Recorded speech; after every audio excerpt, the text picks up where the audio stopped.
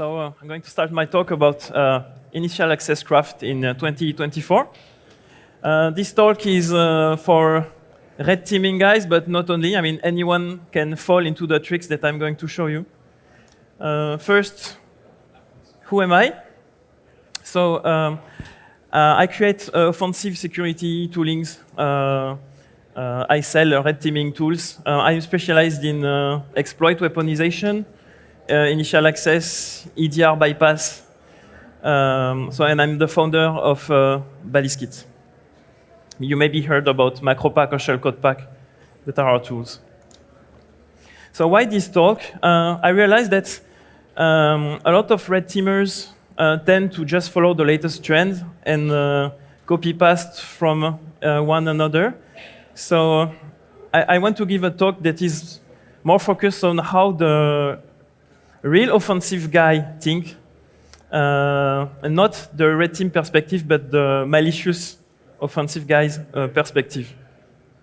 And I want to do a review of the different social engineering payload crafting that you can get in a phishing campaign or stuff like that. I'm going to review some old school payloads, some new stuff, and also I'm going to show a few tricks. If you see the 2 cents icon on a slide, it means that it's private research that almost nobody knows about, or it was never disclosed before this talk.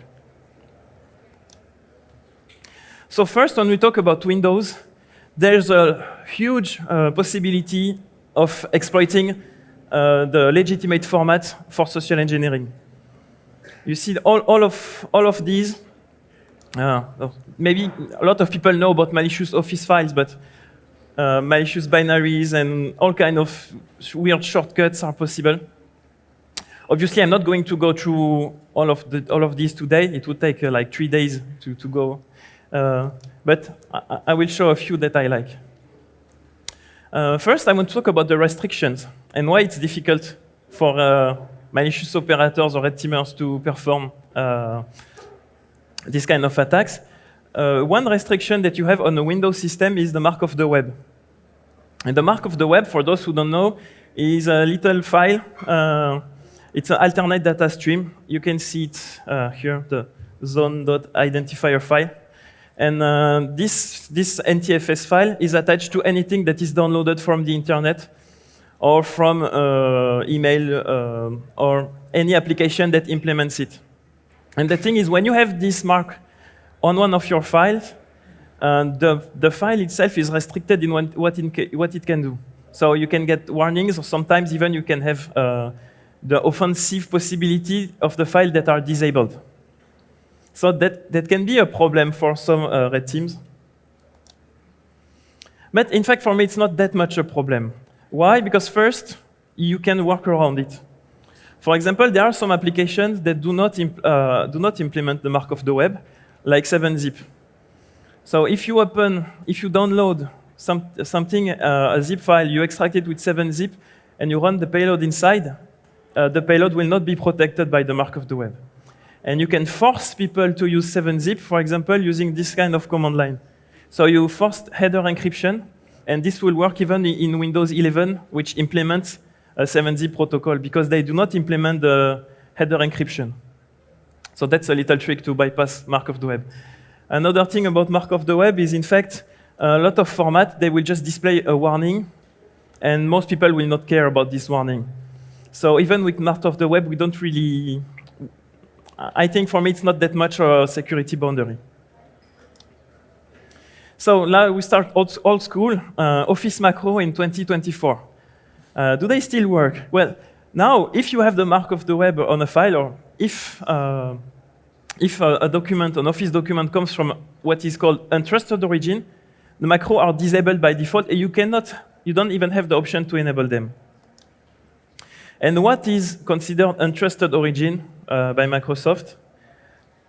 Untrusted origin is either files which have the mark of the web or files which are embedded inside another document. And I saw on forums of normal Office users that generated a lot of complaints. Because if you embed one file inside another one, now even if it's a local file that you created, you cannot open macro inside. And that's what happens now if you have embedded, for example, a file inside another file with macro. You don't even have the option to activate the macro. A lot of people complain about that. So how can you evade this restriction as an offensive operator? Well, you can fish the user to disable the protection, to move the file to target trusted location, etc. And this happens in, malicious attackers for ransomware. They use this kind of phishing and it works. But you can also exploit some gap. So I found a gap in the macro restriction policy with embedded files.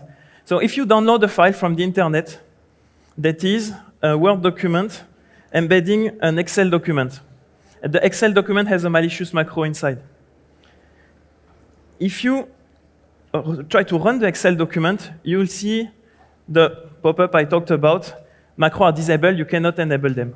However, there is a gap, and I don't know if it's considered a vulnerability by Microsoft, but if Excel is already open on the machine, is already running from a trusted document, then you can enable the macro. So there's a direct mark of the web bypass in this case.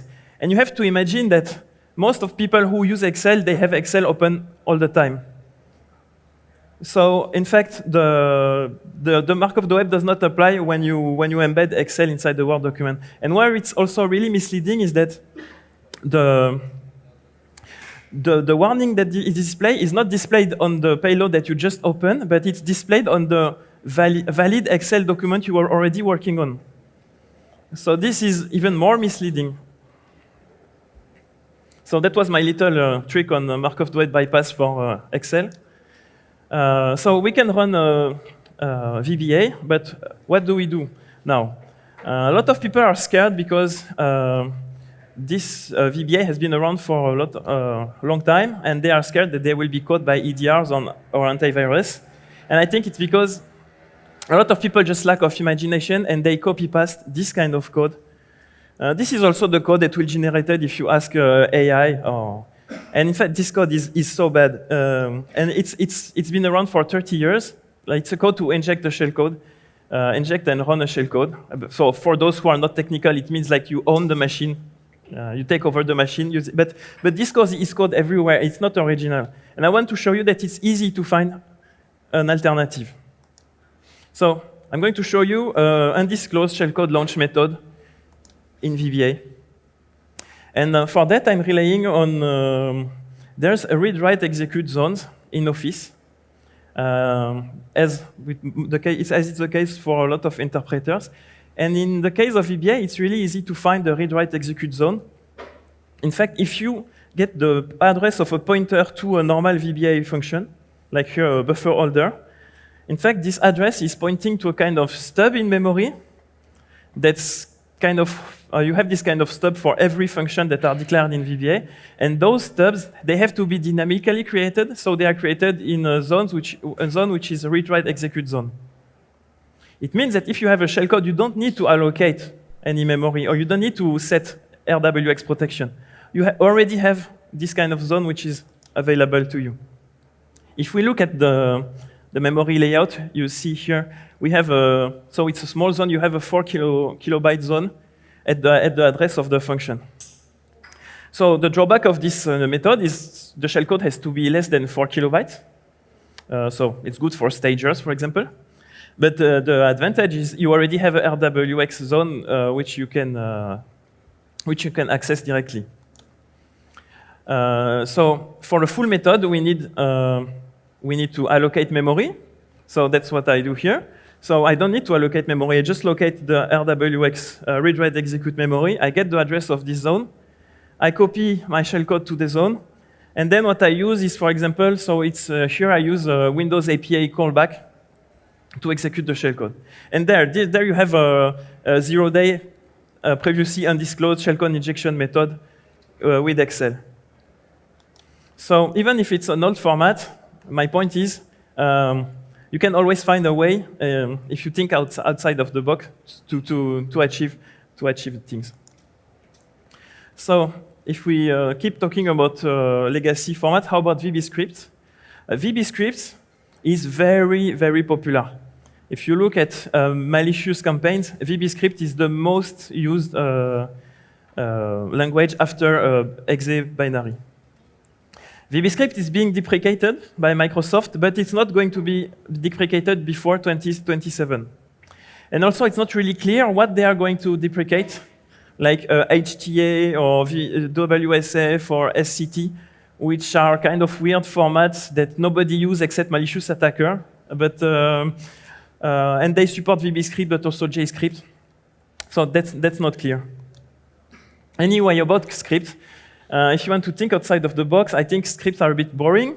So VBS, JavaScript, PowerShell, etc. And I want to show you a more advanced way to use a script. It's to use a polyglot script. And this is very good for EDR evasion. So what's polyglot? It's with the same file, you can run it with different interpreters.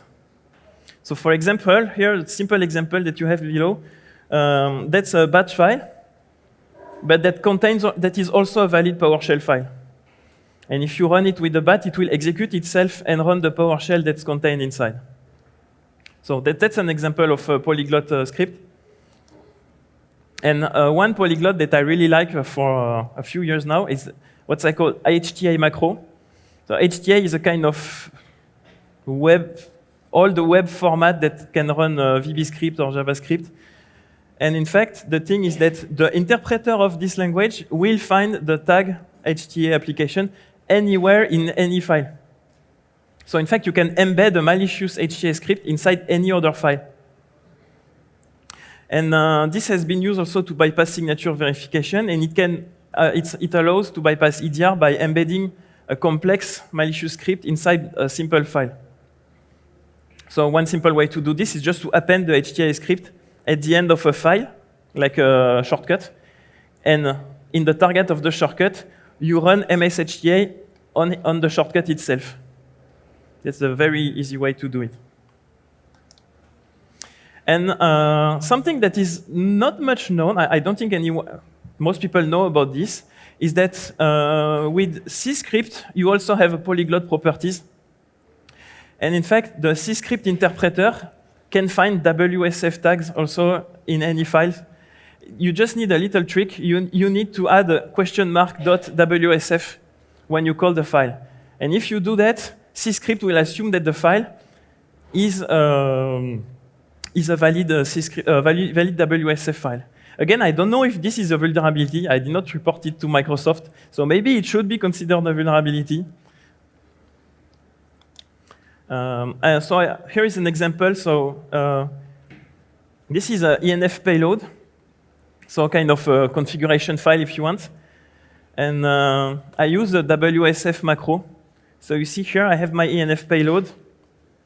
Normally, the files end here. And in fact, I append to the file a very simple WSF script. It can be a very complex script also. And what I do is when this ENF payload is called with the right command line, it will call itself and $WSF, and it will execute the WSF script that's below. So that's how you can, for example, run a shellcode from a configuration file. It works also with other formats. Now let's talk about PDF. PDF is very popular in red teaming.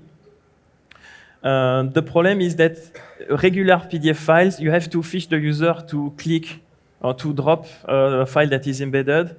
Also, the problem with PDF is that, so a lot of click, the behavior is different from one reader to another. Like if you have Acrobat, you have to follow the Acrobat whitelist restriction. So for example, you cannot embed a zip file inside Acrobat, but you can embed the SVG, etc. So I'm thinking, why not, instead of creating a malicious PDF, why not create a payload that pretends to be a PDF? So I created several. And I think, that's the default view you would have on Windows. And I think a lot of people would not be able to guess which one is the real one. There's only one file that is real. All the other one will trigger owning of your machine if you run the payloads. So just a little setup on how I created those files. So all those files, that's not necessarily the same language, but what I create is a mechanism. When the file is open, I will launch a decoy PDF. So you will see invoice something, so that the user thinks that a real PDF is open. And then I will decrypt and run a shellcode. Here the shellcode is a simple notepad that displays hello OFFENSIVEX. But imagine that normally it would be a C2 implant that's taking control of your computer. So first I want to talk about the malicious PE files. And those two files, so one is in fact an executable. Probably all of you who are red teamers already use this kind of stuff. And the other one is a malicious screensaver. So both are binaries. Using malicious screensaver was popular in recent attack. I think there was a famous YouTube channel that was hacked using this. The problem with those kind of attack is that they are blocked. If they have the mark of the web, they will be blocked by smart screen. So you have this kind of display, and you will not be able to run the file. So you need to find some workaround on the mark of the web or to sign the file with certificates, stuff like that.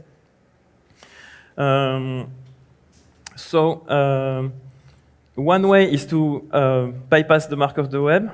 Another way is to use alternatives which do not have the smart screen restriction. One alternative is to use a click once format.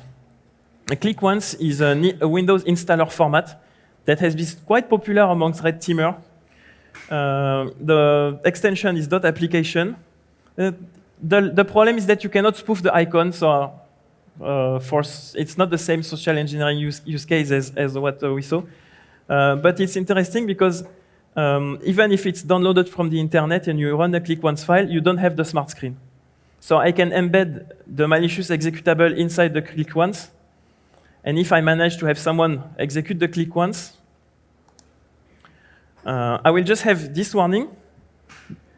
But if he clicks on install, then the embedded malicious exe will pop, so you own the computer.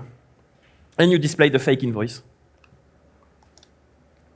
Another vector is a URL that's been quite popular also recently amongst, I would say, real attackers, not necessarily red team, but real like ransomware and stuff like that.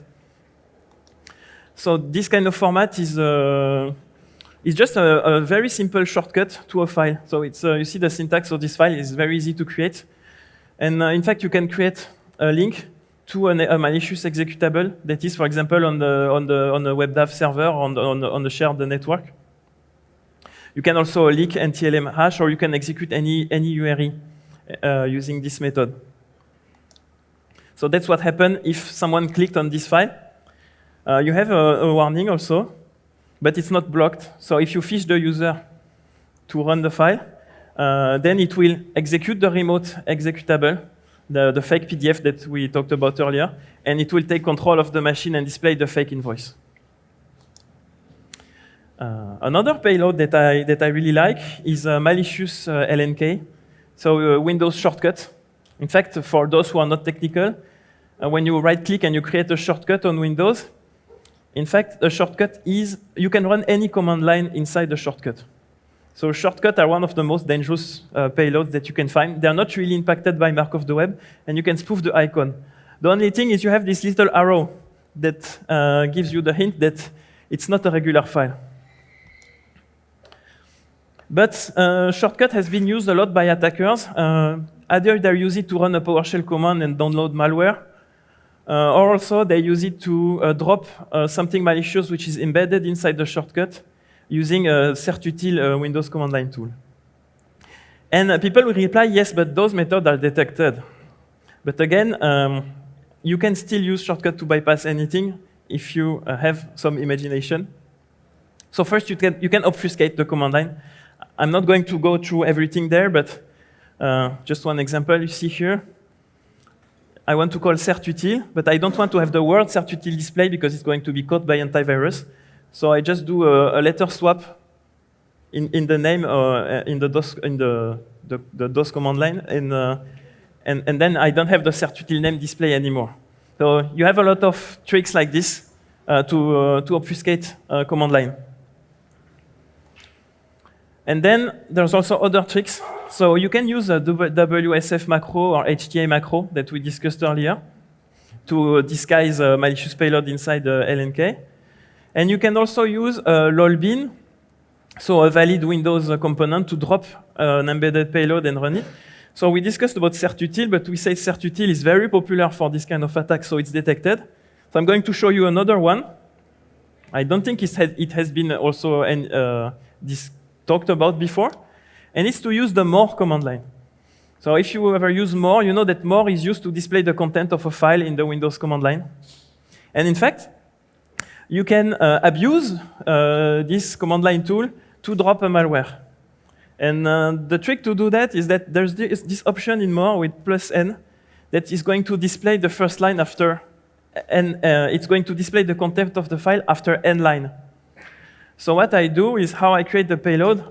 I have my malicious LNK, I have my command line, and then I have the payload appended at the end. And what my command line does is I do more to pass all the size of the LNK and to redirect the payload that's at the end of to a file. And then I execute the file.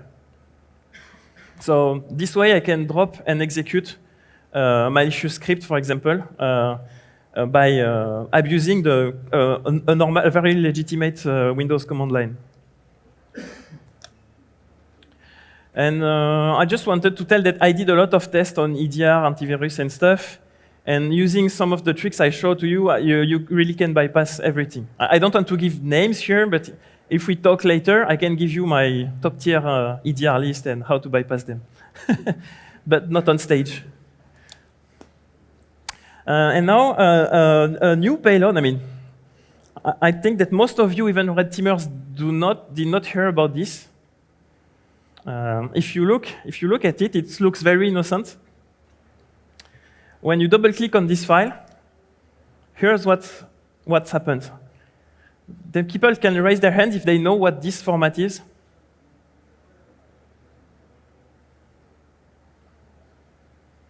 So nobody heard about that before.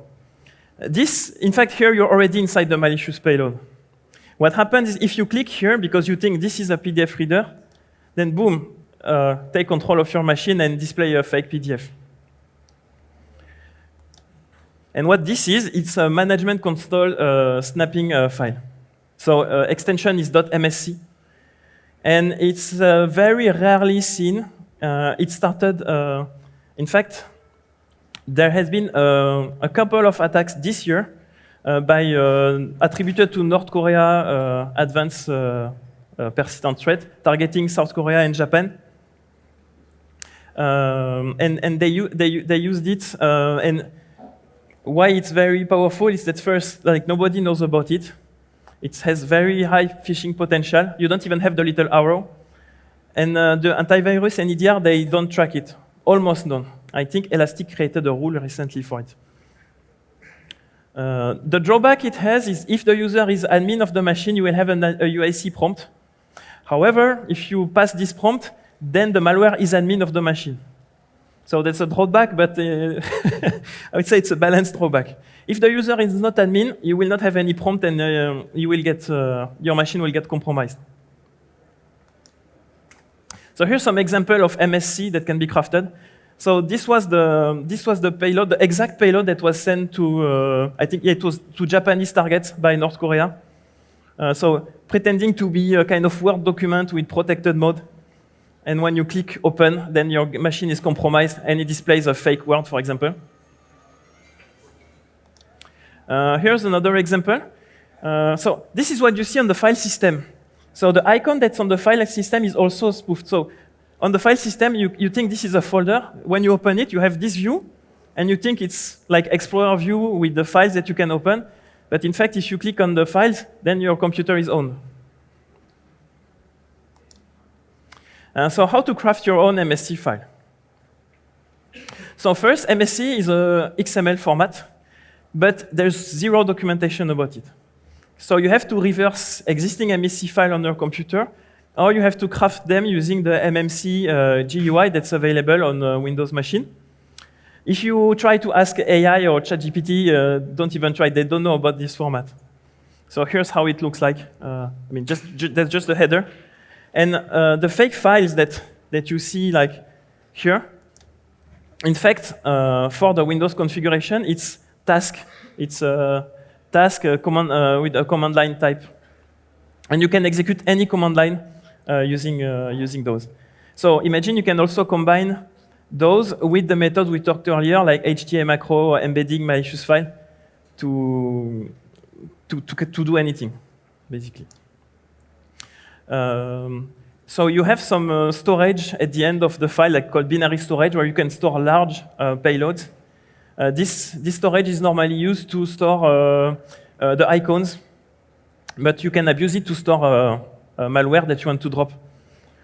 Interesting also, there is an API if you want to instrument this programmatically, but from what I tested, it doesn't support everything you can do in the XML at the API level.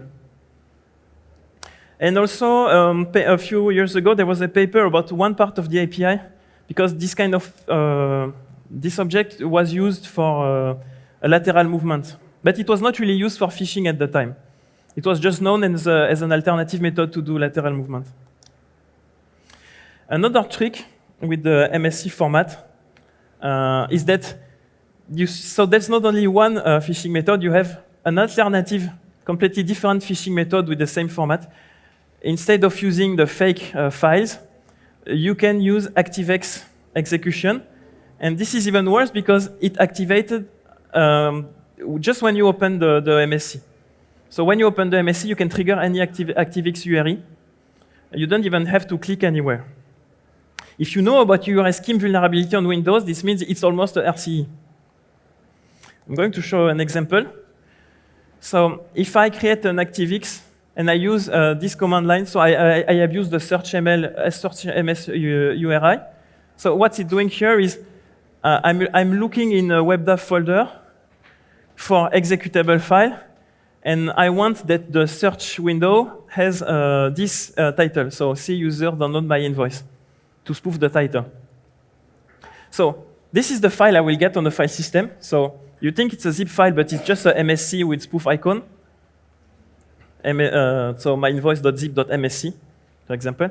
When you open it, the ActiveX is triggered automatically, and you have this window appearing. So in fact, this window is the result of the search on the webdev folder. And this is the malicious executable invoice that we discussed before, that is automatically displayed. If the user double-click on it, you have the usual prompt from a webdev, and then you take control of the machine.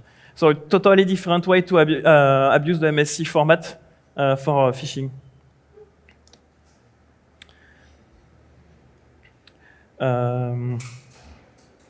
Now I want to talk about something completely different, because we talk mostly about Windows, and I want to discuss a bit of macOS initial access. So macOS attack perimeter is much smaller than Windows, but you still have three main methods to attack macOS. You have installers like PKG, or you have also disk image. You have a malicious app, which are generally called armed app. And in fact, you can create a malicious application with a spoof icon, and you can run code inside that is a bash script or a binary or Objective-C or JXA, which is a kind of JavaScript. You can also have you also have a malicious macro like Windows, because you have the Office for Mac, which are sandbox, but there's a lot of way to bypass the sandbox. So I don't plan to discuss all of this today. I'm just going to first talk about what you have in terms of initial access protection on macOS. on macOS, you have a gatekeeper. And gatekeeper is, if I oversimplify things, it's like the mark of the web for macOS. So if someone sends you a file on a Mac and you open it, it will be kind of quarantined. It will have this tag. If it's not a file that is, if the application was not signed by Apple, it will have this gatekeeping tag, and it will have some restrictions which are applied. So there's two ways to bypass it. One way to bypass is to buy a developer license of macOS, which is only $99, and try to submit to Apple your malicious application. Obviously, if the application contains malicious content, Apple will reject it. However, what you can do is you submit a legitimate application, and what the application does is it downloads and executes malicious code. And if you do that, if Apple signs the code, then when you run the application, you don't have the restriction, and the signature, the code that is downloaded and executed dynamically does not need to be signed. So that's one way to bypass the gatekeeper restriction. Another way is to fish the user into still executing, even with the gatekeeping. So I'm going to show that. So first, imagine you receive this kind of file. So it's a fake Word file. In fact, it's not Word. This is a malicious file, spoofing a Word file. If you run it, so this file is not signed by Apple. So we're not bypassing gatekeeper. If you run it, that's what happened. Gatekeeper protection, macOS cannot verify. Okay, you don't even have the possibility to execute the file. However, if you can fish the user to right-click, then you have open, and use right-click open, then you have a different pop-up. And on the pop-up, you have the open button that has appeared. So now you can execute the malicious file. So here it's a very simple example. I open a fake, a decoy Word document, and at the same time I execute a command line. So again, imagine you take control of the computer of the victim and you display a fake Word document. And as a bonus, now I want to show you a very simple trick to achieve a privilege escalation on macOS. Just with social engineering. And it's by abusing the Microsoft Updater feature. So people who use macOS, if they use Office, for example, on Mac, they are used to accept Microsoft Updater prompt to update the Office application. So what happens is, once I run the malicious Word payload, I play a script like this one. And this script is, so I create a fake prompt of Microsoft Updater. This is a fake prompt. And the user has only one option, is to click on the update button. So, and what happens if he clicks on the update button? You will have this prompt, and this prompt is a legitimate prompt from Apple. The problem is that the legitimate prompt have a spoofed icon because it was created from the application with the spoofed icon. And so you just think you're updating Word, and in fact what you're doing is you're giving your username and password to the malware. In this case, what you're doing is you're applying to the sudo command line. So basically you're elevating the privilege of the malware. And so that's what happens. After you click on OK, you have the fake Word file that is displayed. But as you can see, in fact, the malware is now root of the machine. So, very simple trick.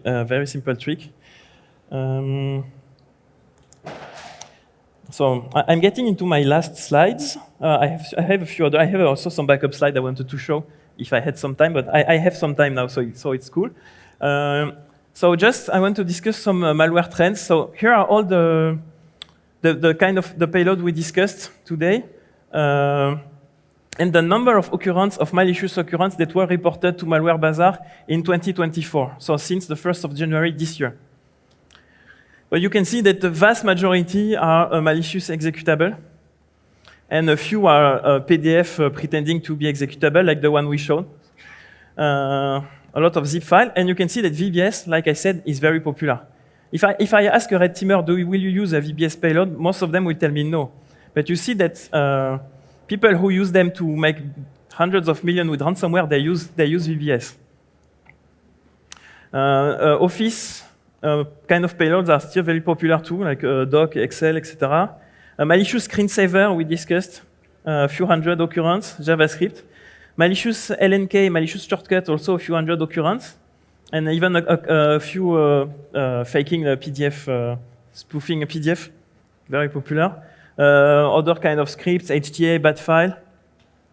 You see that it's SVG smuggling that I'm going to talk after. Is very popular for red teamer, but it's not that popular in real attacks.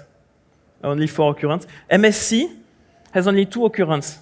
And it's related to the malware that was attacking South Korea and Japan. But I assure you, if you follow this, I'm sure that it's going to explode. A lot of people, more and more people are going to use it, and I think probably Microsoft will end up doing something to reduce the potential of this format, like they did with the OneNote last year. So just before the final note, since I have some time, I want to discuss H3G and HTML smuggling, which is multi-OS. So this kind of payload is another alternative to distribute malware, and it will work on Windows or MacOS or on any OS.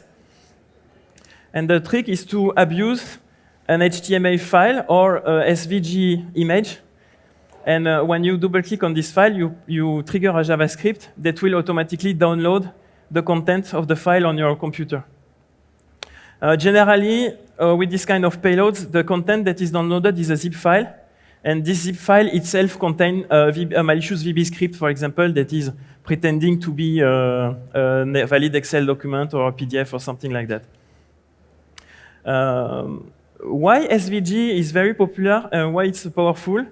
First, SVG is an image, and I think most people don't realize that you can run code when you double-click on an image. Also, something that's interesting with SVG is that, for example, if you use a PDF vector, Adobe Acrobat, they will block zip embedded files, but they will allow SVG file. So you can run this kind of payload from inside the PDF file more easily. Also, what I like with the SVG smuggling is it's very easy to obfuscate JavaScript. So this is a concrete example to bypass a famous antivirus from a big country, eastern of Europe. This is just it's just code taken from the internet for HTML smuggling. It's code by every antivirus. If I just replace the word window by this gibberish here, then it's not detected anymore. And you can look at this website if you want to have to see a few tricks to obfuscate JavaScript. So coming back to my conclusion. So my conclusion is that every format works. You just need to have enough imagination, whether it's old format, new format. Don't restrict yourself. It's the same also if you are protecting your company, you are in a blue team. You have to think that the real bad guys, sometimes they have imagination. Also, remember that like target can be fished into doing 5 or 6 click action. So as you see, like MSC format or click once format is very short, like just 2 clicks and the computer is on. But some people, if you have a good social engineering skill, you can have people do 6 or 7 clicks before they get hacked. So whatever the quality of the payload, remember that the quality of good social engineering goes above all that. So now I want to say thank you, and as I have a few times I want to show you, maybe while you ask some question, I want to show you some live demo because, I mean, if the demo gods are with me. So because I think that this kind of discussion is a bit theoretical if I don't show some real stuff. So I have finished this. Oh, I just want to thank for the Mac payload research. It's Antoine da Silva, who is working for me, who did the research for macOS. So thank you for the talk. And now, if you have some questions, and I'm also trying to, I will also try to fire some live demo. Thank you.